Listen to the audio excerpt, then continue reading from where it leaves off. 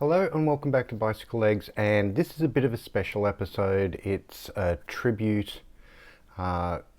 Just last night, my time, I heard about the terrible news that Peter Sinfield, lyricist and creative co-contributor to King Crimson, lyricist with Emerson, Lake and Palmer, and then later a lyricist for a number of great pop acts, passed away aged 80. He was born on the 27th of December 1943. He died on the 14th of December 2024. You know, he very much was an inspiration when I was growing up as a teenager and I was first discovering progressive music. His lyrics were different from pretty much any of the other lyrics I was hearing. Even, you know, your John Andersons and people like that. He was in a different league with his imagery and his wordplay, and, you know, absolutely wonderful. And it all first came to attention to the world anyway with this incredible debut album, In the Court of the Crimson King, from 1969. And, you know, it starts off with just 21st century schizoid man and those lyrics. Cat's foot, iron claw, neurosurgeons scream for more. At paranoia's poison door, 21st century schizoid man. I remember hearing that for the first time and thinking, what is this? What imagery is he conjuring up here? And then you get onto a song like Epitaph, and again the chorus, you know, confusion will be my epitaph as I crawl a cracked and broken path. If we make it, we can both sit back and laugh, but I fear tomorrow I'll be crying. And, you know, I would have been, 15 when I heard this, probably for the first time, 14, 15, something like that. It resonated with me. It was a dark image, but, you know, when you're a teenager, you're dealing with that angst and that sort of thing, and yeah, it really spoke to me. And his lyrics, and then, but he could be playful too, you know, when you got into some of the other later King Crimson records, like Lizard, you know, you get a song like Indoor Games, which is just a laugh riot, that song. I love the lyrics to that song because they're so playful and strange and weird, but yeah, just, you know, he stayed with King Crimson for their first 4 albums. Then he had a falling out with Robert Fripp. They parted ways. And he went back to his old King Crimson mate from the original lineup. And that's Greg Lake. And started working with Emerson, Lake and Palmer. Starting with this incredible record here, Brain Salad Surgery. This, of course, was the very first progressive rock album I ever heard. I've done a whole video on Brain Salad Surgery. I'll leave a link in the description. Please do give that a watch. But, you know, this album blew my 14-year-old mind when I first heard it. And even to this day, you know, just discovered it in a box of records, as I mentioned in the video for Brain Salad Surgery. And he works mostly on the wonderful Carnival 9 suite. But he also, again, the playful side of Pete Sinfield. He's also the co-author of the lyrics for Benny the Bouncer. And I know a lot of Emerson, Lake and Palmer fans don't like Benny the Bouncer. I love Benny the Bouncer. I think it's a respite in this otherwise quite dense album. It gives you a little room to breathe, and the story is just an absolute hoot. Yeah, I love Benny the Bouncer, and, you know, now he works for Jesus as a bouncer at St. Peter's Gate. You know, that's the last line of the song, and I just think that's just brilliant.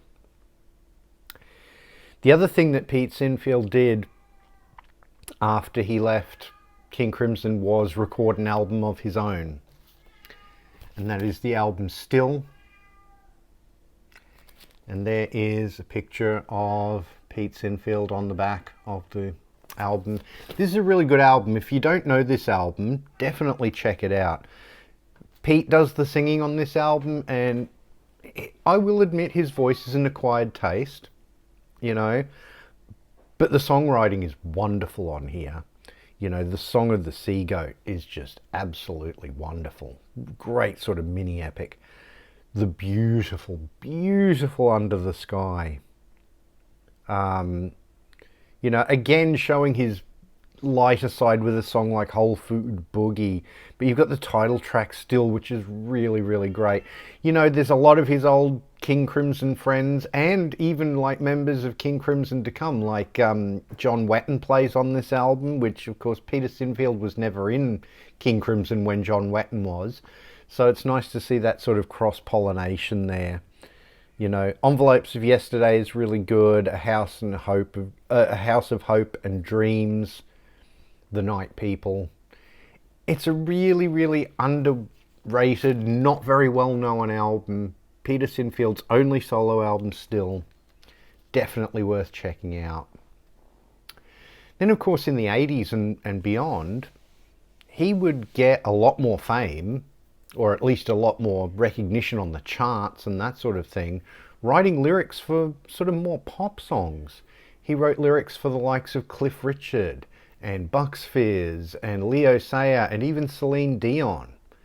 And, you know, maybe those aren't the sort of music that you and I are into, but he definitely had a lot of success with those songs. I actually probably, before I even heard Brain Salad Surgery and knew who Peter Sinfield was, I had heard, there were a couple of his songs that I always really, really loved as a kid. One was Land of Make Believe by Bucks Fizz. Always thought that was a gorgeous little pop song, and the lyric is, again, lovely and charming. It's not as dense, sort of, with imagery and that sort of thing as some of his 70s stuff, but it's still a really good lyric. And then the other one was the song Have You Ever Been in Love by Leo Sayer. And what a gorgeous, gorgeous song. And the lyric is sweet and heartfelt and gets you right in the feels. I still tear up when I hear that song, and I always did when I was a kid too. It's just a really, really lovely song. Leo Sayer, I think, is an underrated pop singer, and I really like quite a bit of Leo Sayer's stuff, but Have You Ever Been in Love is just one of the most gut-wrenching, touching songs. Just absolutely beautiful, and I love that Peter Sinfield had some more mainstream success later in his career, and hopefully, you know, that made him financially comfortable, and, you know, as well as creatively fulfilled, and that's important too, of course. So yeah, Peter Sinfield, 1943 to 2024, died at the age of 80 on the 14th of November 2024. Thank you, good sir, for all your wonderful, wonderful lyrics. But not just that. In King Crimson, he was also sort of the second pair of ears for Robert Fripp in those early albums. He would contribute little bits of synthesizer. He did the light show for them, which was like a groundbreaking light show in the late 60s and early 70s, the King Crimson light show. So he was more than just a lyricist. He was, and you know, he was a performer and a musician with an album like Still. So we will miss you, Peter. You gave so much to the world of music, and we thank you for it.